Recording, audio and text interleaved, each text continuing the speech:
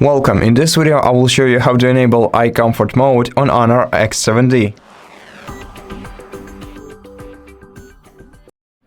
First of all, swipe down the control center and then tap on the gear icon to open settings on your phone. Then go to display and brightness menu and open eye comfort option right here, and you can either schedule your eye comfort mode by switching this toggle to the right or enable it for all day by switching this one to the right. In any situation, you can adjust the filter level by moving this slider either to the right to increase it or to the left to decrease it.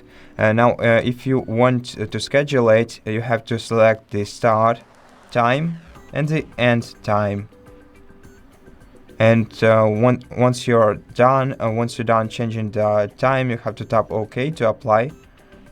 And just like in case of enable of day option, you can also adjust the filter level and see the preview of what the eye comfort looks like.